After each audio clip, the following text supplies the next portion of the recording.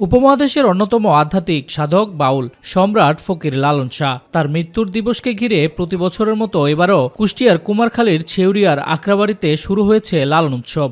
তবে এবার প্রথমবারের মতো জাতীয় পর্যায়ে আয়োজন হওয়ায় উৎসবে যোগ হয়েছে ভিন্ন মাত্রা।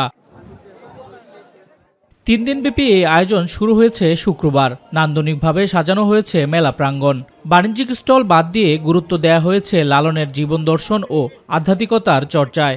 লালন একাডেমি ও জেলা প্রশাসনের যৌথ উদ্যোগে আয়োজিত এই উৎসবের উদ্বোধন করেন সংস্কৃতি মন্ত্রণালয়ের উপদেষ্টা মোস্তফা সরোয়ার ফারুকী। আমরা তো 50 বছর ধরে আমি এখানে যাতায়াত করতেছি, এর মধ্যে তো এরকম অনুষ্ঠান হয়নি। এই আমার জীবনে প্রথম দেখতেছি যে অন্যতম একটা অনুষ্ঠান করতেছি।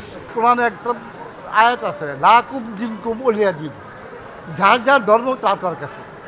তো আমরা তো ধর্ম নিয়ে বাড়াবাড়ি করতে পারি না। জয় হোক দরবেশ সিরাজ সাইজির, জয় হোক ফকির লালন সাইজির, জয় হোক যত লালন অনুসারী সমস্ত মানুষ কল্যাণের। প্রতি বছরে 2 বার এই লালন অনুষ্ঠান হয়, তো প্রতিবারই আসা হয়, প্রতিবারই আসি, খুব ভালো লাগে এখানে এসে ভালো লাগে, কারণ লালন সাইজির গান আমাদের অনেক মোটিভেট করে, এই কারণে আমাদের ভালো লাগে আসতে। দেশ বিদেশের হাজারো লালন ভক্ত, সাধক, গবেষক ও দর্শনার্থী এরই মধ্যে ভিড় জমিয়েছেন সাইজির ধামে। আখড়াবাড়ির মূল মঞ্চে প্রতিদিন অনুষ্ঠিত হচ্ছে আলোচনা সভা ও লালন গীতি পরিবেশনা। অংশ নিচ্ছেন দেশবরেণ্য শিল্পীরাও।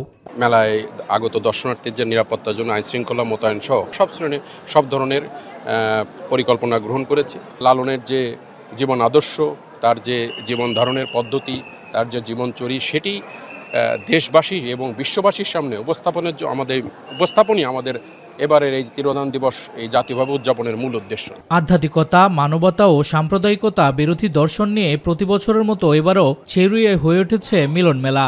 মানুষ ভজলে সোনার মানুষ হবি, লালনের এই বাণী নিয়েই আগামী রোববার পর্যন্ত চলবে এই উৎসব।